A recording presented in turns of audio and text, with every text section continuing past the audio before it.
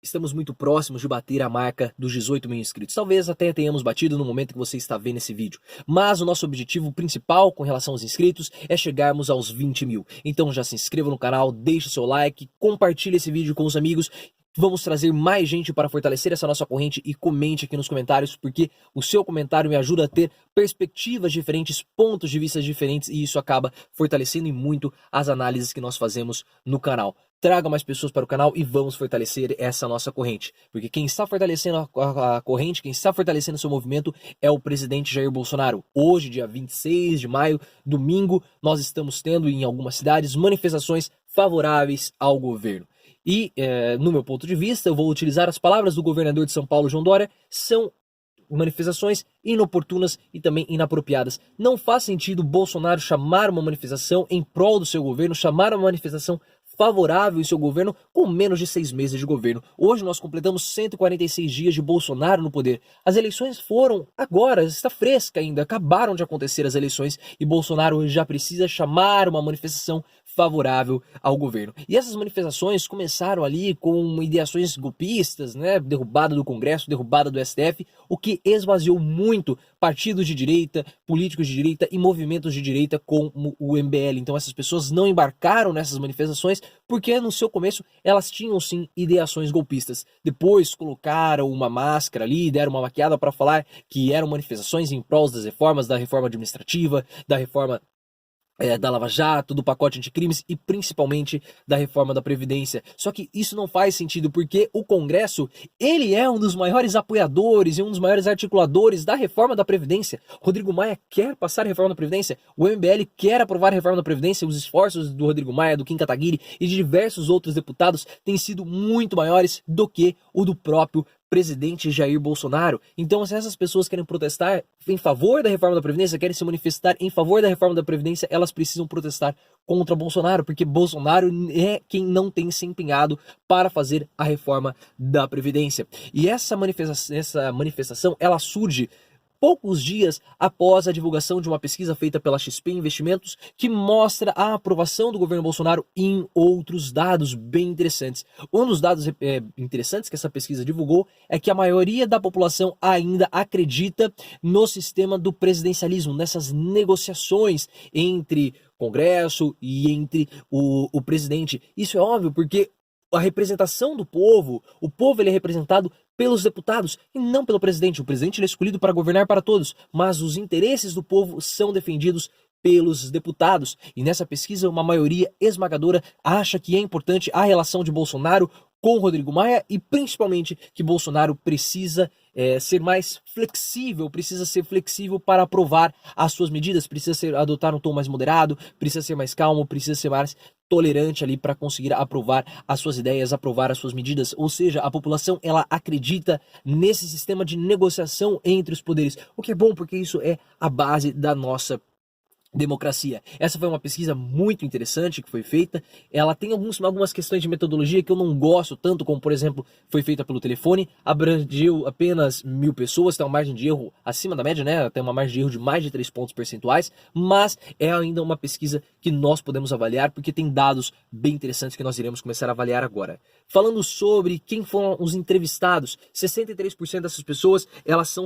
pessoas que estão situadas no interior do Brasil. Então perceba que essas pessoas elas tendem a ter um pensamento mais conservador. 44% foram entrevistadas no Sudeste e aí 48% eram católicos. E o fator religioso vai ser cada vez mais muito importante e essencial para o governo Bolsonaro. E aí, o que nós tivemos? Nós tivemos mais uma vez um aumento da quantidade de pessoas insatisfeitas com o governo Bolsonaro. 36% das pessoas entrevistadas acham que o governo Bolsonaro é um governo ruim ou péssimo, contra 34% das pessoas acham o governo Bolsonaro bom ou ótimo. A aprovação e expectativa com o futuro do governo também caiu. Não a expectativa positiva de bom ou ótimo no governo Bolsonaro está caindo. E depois, alguns veículos de mídia, de rádio e TV, comentaram essa pesquisa, como por exemplo a Rádio Jovem Pan, com o 3 em 1 Andreasa e também a Vera Lúcia Magalhães. E eles comentaram um ponto dizendo que pela primeira vez a reprovação de Bolsonaro passou a aprovação de Bolsonaro. Então, pela primeira vez, em todas as pesquisas que foram mostradas até agora, o índice de ruim ou péssimo, 36%, supera o índice de bom ou ótimo, 34%. E sabe o que isso quer dizer? No meu ponto de vista, não quer dizer absolutamente nada. Por quê? Porque Bolsonaro, mais uma vez, ele conseguiu se manter ali nos 35%. Nós estamos tendo um piso, e já vem de várias pesquisas,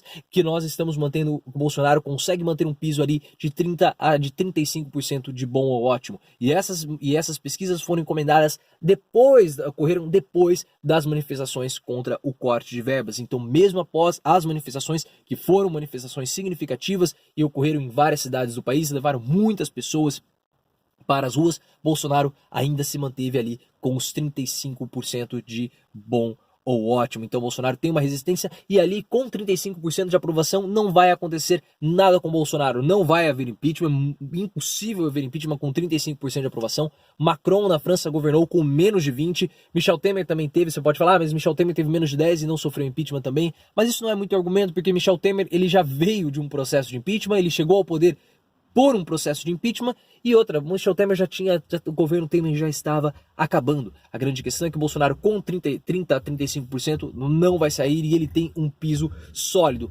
A grande questão é saber quem são esses 35% de resistência que seguram, sustentam o governo Bolsonaro. Eu falo que o governo Bolsonaro tem 5 núcleos de poder. O primeiro deles, os intelectuais de direita. O segundo deles, a imprensa de direita. O terceiro núcleo de poder, partidos e políticos de direita, Centrão, DEM, PROS, Janaína Pascoal. O quarto núcleo de poder, que são o próprio governo, os elementos do próprio governo, Paulo Guedes, Sérgio Moro, militares. E esses 4 núcleos de poder esvaziaram o seu apoio a Bolsonaro. Eu venho falando sistematicamente que a queda desse governo Bolsonaro, e eu fiz alguns vídeos explicando, vou deixar aqui na descrição, vai ocorrer pela direita e não pela esquerda. Só que nós temos um quinto núcleo de poder, que é justamente esses 35% que sustentam o governo Bolsonaro, e esses números eles têm se mantido muito sólidos, que são os apoiadores ou os eleitores de Bolsonaro. E nesse grupo eu incluo os neopentecostais e os eleitores de extrema direita. São essas pessoas que sustentam ainda o governo Bolsonaro. E eu acredito, melhor dizendo, que o número de neopentecostais que sustentam o governo é bem maior do que os extremistas de direita, porque no Brasil nós não temos tantos extremistas de direita assim. Então eu acredito que esse número de neopentecostais, são essas pessoas que sustentam o governo. Claro que você vai ter uma pessoa aqui e ali que não faz parte desse grupo dos de neopentecostais e extremistas de direita, mas esses dois grupos, no meu ponto de vista, nesse momento, eles são os mais significativos nessa sustentação do governo Bolsonaro. E trazendo para uma análise da administração, trazendo para uma análise de marketing, é muito mais barato você manter clientes do que você trazer novos clientes. Trazer um cliente novo para a sua empresa para comprar um produto seu é muito mais caro do que você fidelizar, do que você manter o seu cliente na sua empresa. Então, o que eu vejo que irá acontecer? São os neopentecostais,